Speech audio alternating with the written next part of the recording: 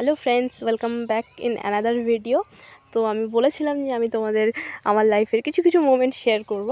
তো এখানে দেখো, আজকে আমি আমাদের এই সবজি বাগানের জায়গাটায় চলে এসেছি, যেখানে আমরা প্রচুর প্রচুর প্রচুর সবজি লাগিয়েছি।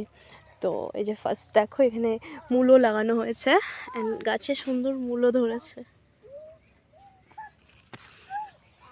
তারপর এগুলো দেখতে পাচ্ছ বেগুন গাছ, অ্যান্ড বেগুন গাছে ছোট্ট ছোট্ট অনেকটি বেগুন ধরেছে।